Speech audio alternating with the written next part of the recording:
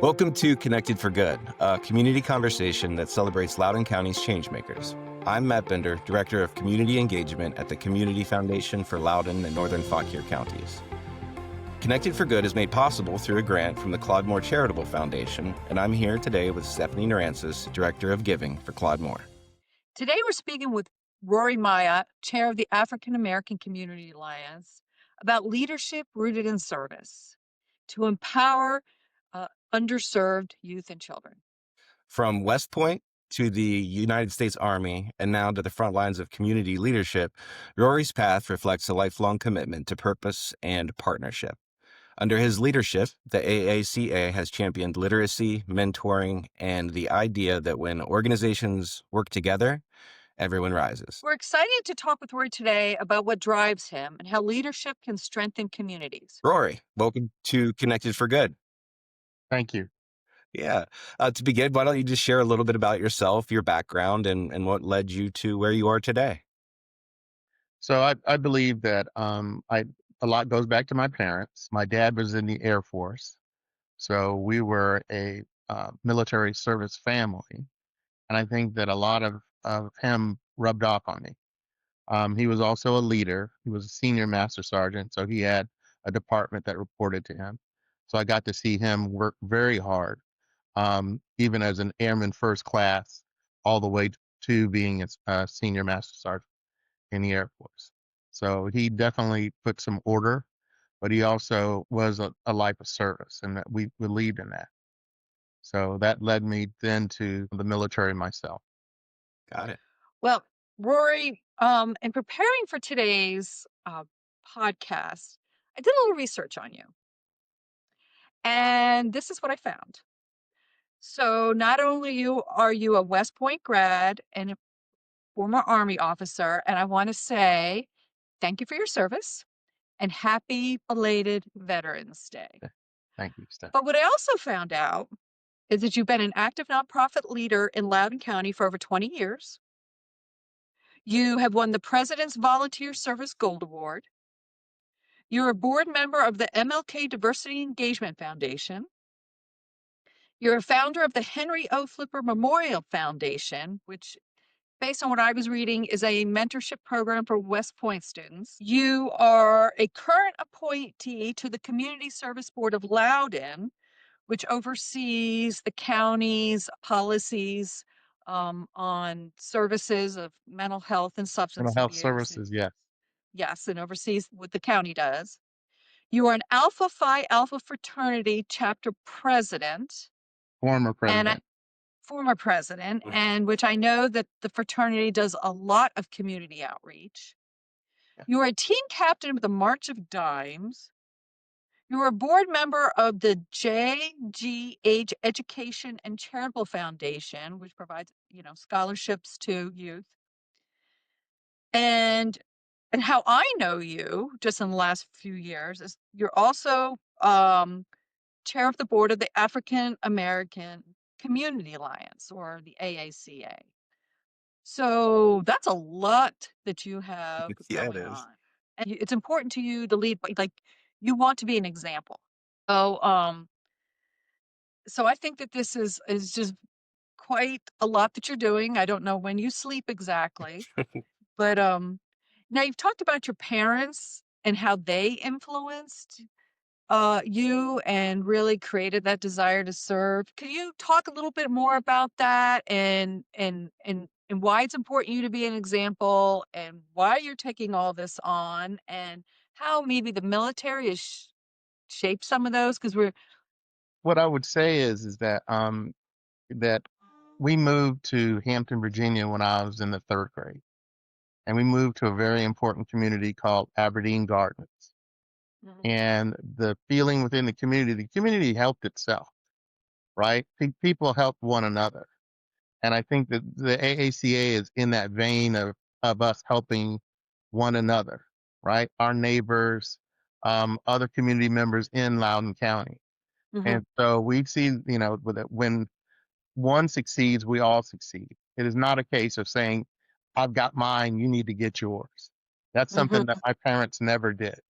Right. So even my mother working through the church was doing outreach things. So it's not a case of saying my side of the boat is dry, even though there's a hole in your side of the boat that we're both Mhm. occupants of, right? We're thinking about the AACA. We know that we're in a prosperous county, but that doesn't mean that everyone is prosperous. And I think that in my own experience, reading was so fundamental to me being where I am. And that started at Aberdeen School in reality. That's another big important piece, Stephanie. I know you and I share that belief that reading unlocks the world for kids. And that's Well, I one of have the things that we think, is important for us as well. so two questions. One is, can you just tell our viewers who may not know exactly what the AACA is and what it does and maybe how it came about a little bit? And then I want to circle back to the literacy piece. Sure.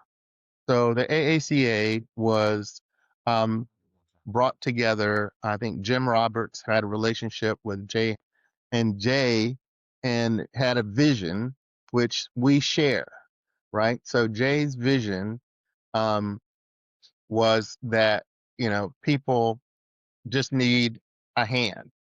People Mhm, need opportunity, mhm, right? And part of the opportunity that he was looking for is to saying, how do you lift yourself up, mhm, right? I'm not going to tell you how to lift yourself up. I'll mhm, assist you, but mhm, what we're looking for is for you, how would you go about helping yourself? And so within the 18 different local nonprofits that are inside of AACA, we share a common vision of trying to help people be the best that they can be. And that being the best you can be, we know, again, we talk about literacy, but we also do food insecurity.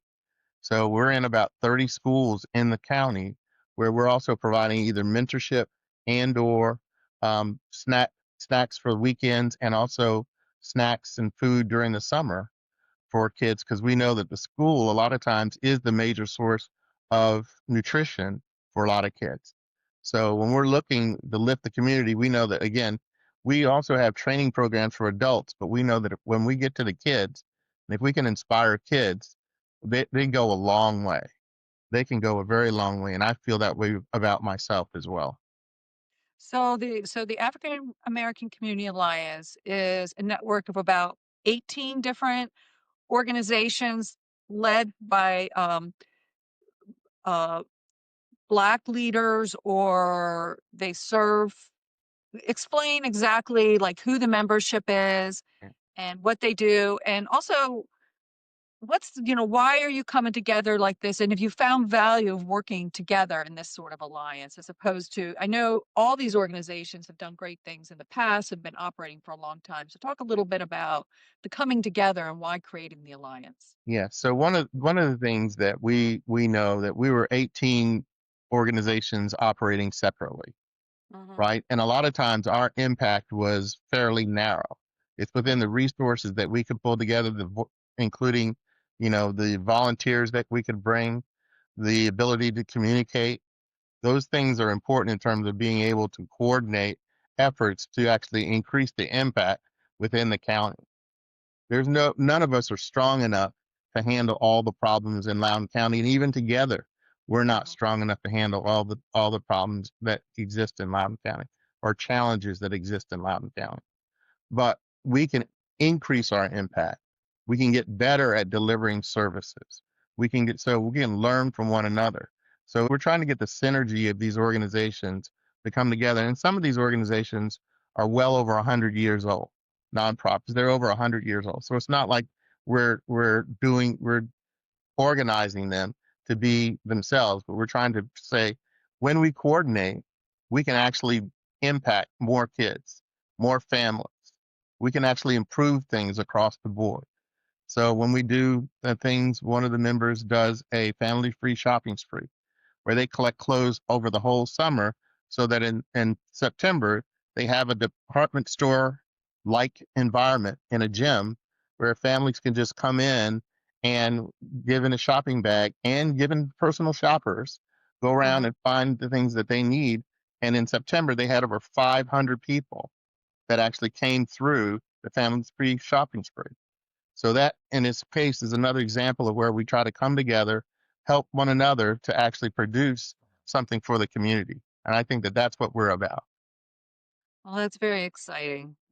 So it's beyond the funding. It's actually sitting at the table together, and it's about collaborating. And you don't know what I'm doing. You didn't know what I'm doing. I didn't know what you're doing, but now we know what we're doing, and we're all going to work together and swim in this, swim in the same direction. And it really helps. Yeah, I see a lot of We're value in that because, oh, sorry, Rory, but I just wanted to mention that. I don't want to say that we've achieved it at 100%, but we're No. continuing to work and grow together and better understand one another because we do Mhm. have organizational objectives as well. And so we want to make sure that we're helping each organization achieve its internal organizational objectives as well as what we're doing for the county. We're not trying Mhm. to again tell them or direct them what they have to do. We're saying let's take what you do and do well and help you do it better and bigger. And that's the way that we're trying to work. What you were saying about your parents and how they raised you, in the sense that because we're achieving doesn't mean you're less. We're all There's a saying around that about all high tide, all boats rise or something. I'm Right. A not sure high if I tide get it right, but rises all it sounds like that's where you're trying to get a to, high right? tide rises all boats. Right. Absolutely. Absolutely. We believe in that. And the thing is that we celebrate each other's opportunities. So I highlighted the AKAs when they did their family free shopping spree. But Mhm. donations came from multiple people organizing during the summer when you're thinking about if you could fill a gym with clothing, how much clothing is that? And how much Mhm. work does it take to organize that? Mhm. Because you're also taking out those things that are not acceptable. Because this isn't Mhm. just saying we'll give you anything. They're saying we're going to give you high quality. So that again, year after year, we want people to know, oh, this is coming up. I want to be part of that. So it's also delivery. Execution means something. Well, that's pretty good. That's Sure. pretty good. I want to circle back to the literacy piece for 1 second. Sure. Rory, where you and I started talking about literacy was I sent you a link to the Right to Read film. Hmm. And I didn't know if you had any interest in literacy.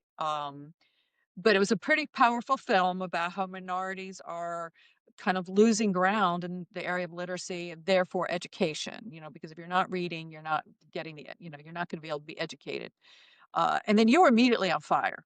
And so I don't know, was this something that was on your radar before? Was this something that it kind of crystallized? Explain Uh, why literacy is important and how your journey, because now you're taking books to schools, you are reading to students, you're coming to our literacy roundtable, which I found transformational. So kind of explain that journey and a little more about that. well, as a proclaimed bookworm, Um, Uh-huh. I can remember going to the library, and the library is how I even found out about West Point. I found a book about West Point. That's how I found out about West Point. So I know that it's transformational for people, right? But I also you pushed my button when you sent me that. I did not realize what the issue was in Loudoun County until I got that piece of information. And once I got that piece of information, I know that for all kids, any underserved kid, they have to learn how to read. That culture of reading is important. We also mentor boys at Parkview High School. And we told them that learning is always, when you graduate from high school, you're not done learning. You stagnate if you stop learning. And one of the ways you stop learning is you stop reading, right? You can't just take, even as wonderful as podcasts are, sometimes you have to sit down with a book and you upskill yourself, avail yourself of information and be cognizant of information. But if you're not a good reader and don't comprehend well, then that's problematic. And Mhm. so you pushed my button when you sent me that. I watched the film. The film is very, very powerful. We're looking to do some additional things this year in terms of literacy within the AACA, in terms of also widening that. But we've begun to work with early education, preschool kids. We definitely have linked into a couple elementary schools, several elementary schools in terms of with the librarians. We team with the librarians. We don't just come with books. We talk to librarians. They tell us what they need and we provide the books that they actually counsel us that they need. We've also partnered with the Spanish Honor Society at Parkview High School that was collecting books. that were in multiple languages to cover the community in which they serve. So again, we're not trying to dictate to people. We want to get them to love books, but we're not dictating, oh, these are the books you need, because we're certainly not expert in it. And part of the challenge with literacy was when people walked away from the science of reading, and that was another very powerful message that came through in that film, was that people had stepped away from the science of reading, and all of a sudden you're trying to teach a child something that has no background, no research, no approved method to do that. And I'm so happy that the state of Virginia has said, hey, these are the standards for reading and how you teach reading, and these are the accepted courses that you can do that have data behind them, because certainly I don't want to misrepresent my knowledge or background to be applicable to small kids when I'm not a teacher. I have a passion for reading, but I'm not a teacher. So I'm looking for assistance from the right people. And that's the other thing we do with AACA. We try to partner with professional nonprofits in specific areas of expertise because we don't necessarily have it. So, for our listeners who don't know why you're so passionate about this, I think this is the most recent. 35% of children in Loudoun County do not meet the readiness benchmarks of kindergarten. So basically, and then there's almost 40% of the children are not reading at grade level by third grade. And if you're not reading on grade level by third grade, and if you haven't learned to read by third grade, you can't read to learn going forward. And that's why your educational success is really in jeopardy. And then unfortunately, a lot of those percentages of children who aren't reading at grade level or ready for kindergarten are minorities. And what's really important about what you're doing, Rory, is, and I touched on this, and so you're not only leading these organizations by being the strategic partner, by running, but you're there, as you said, you're a personal mentor to these students at, I think you said Parkview. Yes. So you want them to see you. You want these students to see you, and explain that a little bit. So I think, there's a thing that's sometimes said, if I can see it, I can be it. Mm-hmm. Right. And I think that that's a very powerful thing, even for West Point. I often ask students when I'm talking to them about West Point, I'm saying, well, when did the first African American graduate from West Point? And a lot of kids will think, oh, 1950s, 1940s. No, it was 1877. So the capability existed. And one of the key things that he was taught, even when he was a slave, was how to read. His father actually, as a cobbler, paid someone to teach his two sons how to read. And so that happened over like 150 years ago. And so what we're saying now is that fundamental thing, the ability to read, it was the key to that. And I thank you, but I do like rolling up my sleeves and actually being, in the program, doing things and talking directly to kids, because then I know I get my own set of feel for, are we being effective? Are they engaged? I don't want to just tick a box and say, oh, we had this activity. That's not enough. It's you really do need to get down and see. And I've seen you, Stephanie, sitting in front of a classroom reading. So it's one of those things where you know that when you are actually in it, that's far better than just simply donating. All right. Mhm. I mean, I love donations. Don't let anyone say that I'm not looking for donations. But we also love volunteers to get engaged as well. Well, I'm sure you're a fabulous role model to a lot of youth and everything you've accomplished. I only talked about your volunteer service, but I know that you're, an Army officer, a success in business with IBM and Freddie Mac. And so when youth see you and all you've done, I'm sure it has to be an inspiration. We've Well, we talked started. a lot about uh, mentorship and leading by example, Rory. And as a former English teacher, I understand the importance of modeling, which it sounds like you're doing a really wonderful job of. But I'm curious about your own mentors in your development. Who impacted you and who showed you that you could do such great things? Well, again, I'll go back to my childhood. Since my dad was in the Air Force, he spent a lot of time in Southeast Asia on what they call isolated assignments. So we would be living at home in Hampton, Virginia, and he would be in Vietnam, Korea, Thailand. But his friends, who were also Air Force sergeants, filled in the gaps, Hmm. right? So when I went to take my PT test for West Point, one of his buddies drove me to Richmond to take the test. And all the time he was pumping me with, I could do this. And they're telling me, hey, you've got to go to college. You've got to get an education. So it was just from, even from the very base of that, people were telling me, encouraging me, telling me that I had potential, even when other people were telling me I didn't have potential. They were the kinds of people that, and that's what we're trying to tell the boys as we interact with them. And even when we're doing something as simple as breakfast with Santa, we're excited with the kids. We're giving them educational toys.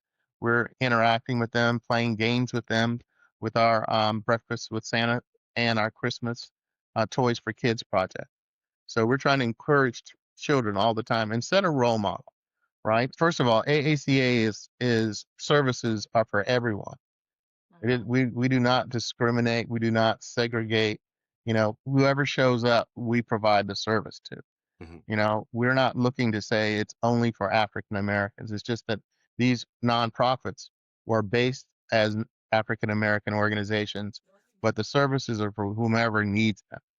So we don't turn anybody away from any of the services or programs or projects that we do. And a lot of times that's why we relate more as AACA versus throwing when you throw the name out there because people think, oh, you're segregated. Absolutely not. It's just that we've come together because there's a basis of understanding, trust among these nonprofits to go forward in this effort. But the services are for everyone. And Stephanie gave the statistic in terms of kids being ready for school. Well, African Americans make up like 8% or less of the students in Loudoun County. So they can't create to be 35% of the students that aren't reading at school level. So people need to realize it's a problem for our whole community. It's not a problem for a part of our community. And so as I look at it, the health and wealth of Loudoun County depends on all of us. It doesn't depend on a few with very large wallets, right? It's everybody. Very well put. Yeah. So what are you excited about? What are you excited about when it comes to the future of Loudon and the AAC's role? Like, what gets you jazzed? I think I get jazzed the more things that we can actually do in the community, the more things that we can do together. So the George Marshall Foundation reached out and they have a leadership program. So we're able now to for their leadership program to put that out to our kids. Hey, here's a leadership opportunity for you to learn leadership. And I believe again, that's another powerful thing is that once you get your name out there, people sometimes approach you to say, hey, we don't have very many kids from this area that are part of our program. Can you help us? And if a program's good, absolutely. We check it out. But we want kids to get all the opportunity that's out there. The Future Kings is another one that Stephanie brought to us. And again, it's STEM education for young men who many times don't have the opportunity to have STEM education. Part of it is that even when you walk into a classroom, sometimes you're not getting positive feedback about your ability to learn or upskill. And in that particular environment, they provide that environment, a positive environment for you to learn in. There's no shame in not knowing something. It's the shame is not trying to learn it and progress it. And so those are the kinds of things that when you think about it, if a kid is encouraged, if you tell a kid he can do something, oftentimes he will be able to do it. And then to see someone start to read is immensely satisfying. To see someone enjoying it is immensely satisfying. And we want these kids so excited that they took books home and inspire their parents to read to them or read with them. Because I also believe that that was a wonderful thing. Reading every night before you go to bed as a kid was important. I did it. We do it with our even with our grandson. We believe reading as a part of the family, reading as a part of what we do is really something that's very, very important. And the whole family benefits from that. Even the littlest kid who's just barely learning how to talk, watching that activity, seeing the excitement, wants to be part of the action. And they'll grab up a book, even if they, again, are just beginning to read, talk, will Yeah. try to attempt to get through into that book. And that's the Yeah. excitement that you want. That culture of reading is something that you want to happen. So I'm excited about the ability to expand our programs around literacy, expand our programs around food insecurity, expand our programs around training and certifications. Those are the kinds of things, more and more opportunities, and we're going to try to outreach to more and more kids because we believe that given an opportunity, kids can do some wonderful things. Well, there's two things that come to my mind when listening to you talk is empowerment. You're really empowering kids and connections.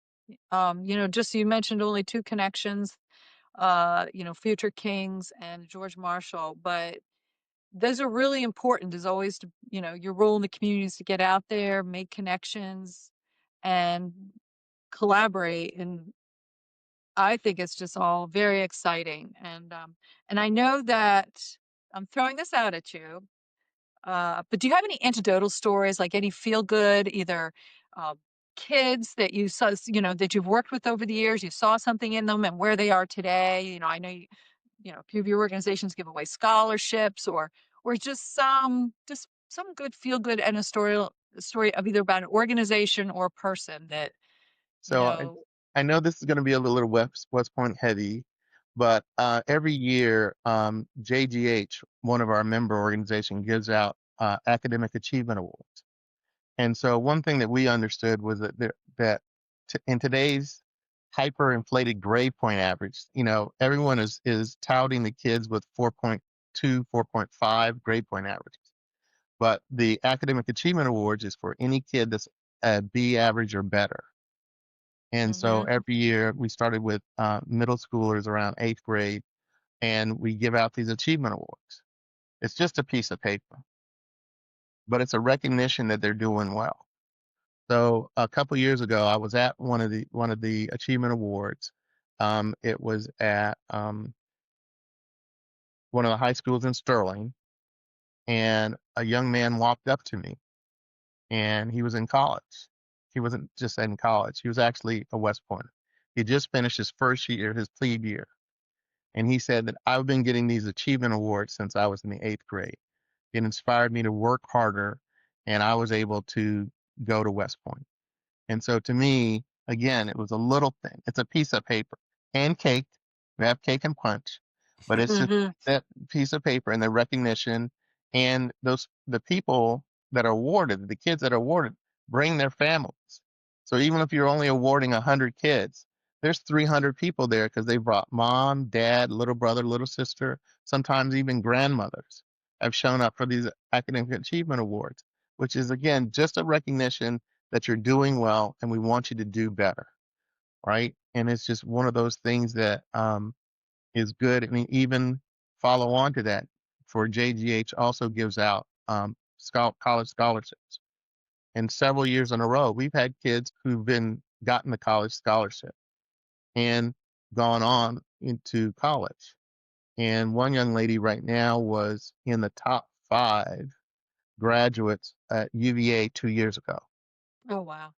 She's in the UVA law school now. She should be finishing up. But she came back for our banquet and actually spoke to saying, "Hey, this was very important to me because I hadn't won any awards before. I was a good student, but I hadn't won any awards, and that award just inspired me to work even harder." And just to say that she was one of the top 5 graduates at UVA and then into the law school, we're very proud of her. We're very proud of her. So It's those amazing what little encouragement can do. Absolutely, absolutely. There's kids can do some amazing things if given the motivation and the confidence that they can do better. The There's belief more that they to life. can. Yeah. Yeah. Yeah. I see that reflected. I just, when you were telling, the story about the award ceremony and the families and the siblings and everyone from within that corner of the community coming together, I was just imagining a younger sibling looking up to their older sibling and saying, "Hey, look at this! They're being celebrated. They're doing a great job. I can do that too." Mhm. And then so that idea of self-efficacy is so important. And sometimes in life, if you don't have someone to tell you that you can, it's easy to be like self-defeating and to doubt yourself. So there's so much value in that. Thank you for doing that. Matt, I didn't know you were an English teacher. I knew you were a teacher, but I Yeah, didn't know you were an English teacher. So what grade did you teach? I taught high school, all grade. I I was a teacher for 10 years, and then I was an assistant principal for 3. And mhm. I've just listening to this conversation about sharing the joy of reading has really brought back some nice memories. And So do you think we're on point with the whole literacy early? oh, absolutely. And I mean, just having, I had a group of ninth graders one year who had really low benchmark scores coming into the year. And so I partnered with the librarian and came up with a really cool book it was going to be released as a movie later that year, The Maze Runner. You may or may not have heard of it. Mhm. It's young adult fiction. But I just decided that every day for at some point in the lesson for 15 minutes, I was going to read to these children.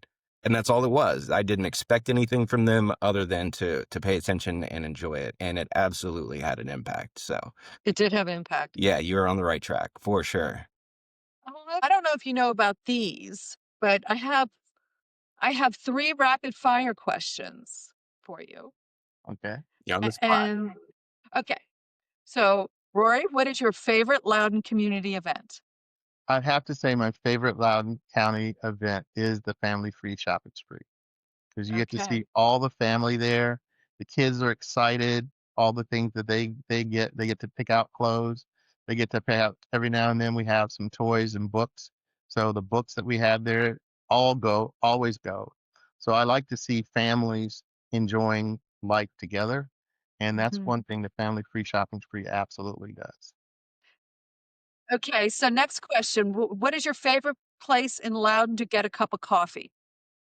My favorite place, Ridgewood, the Ridgewood coffee shop in Loudon.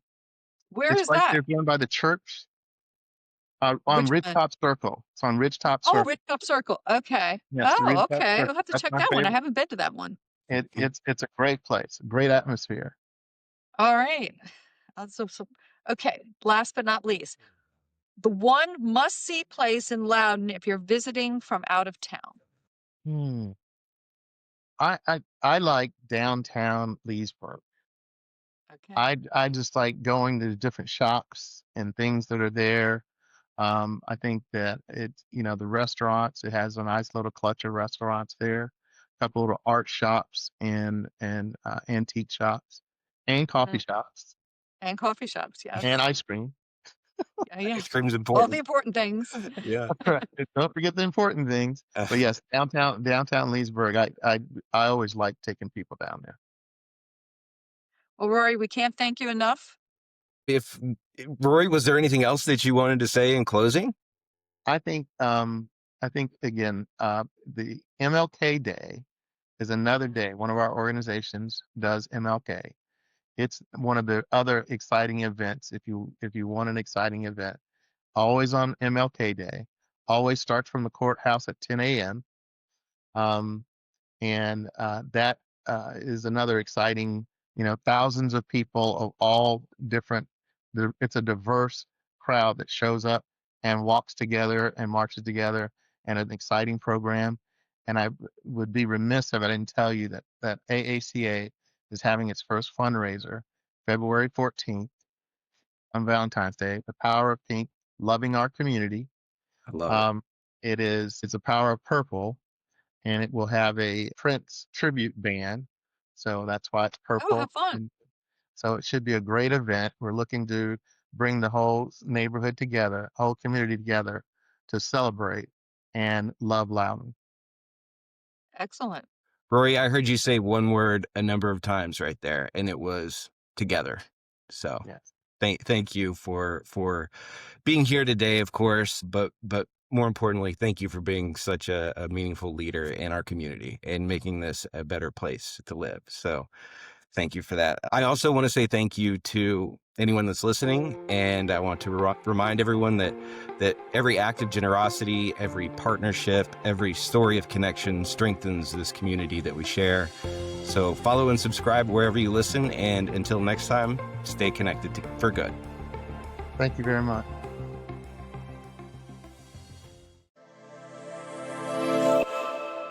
Powered by Pounce Solutions.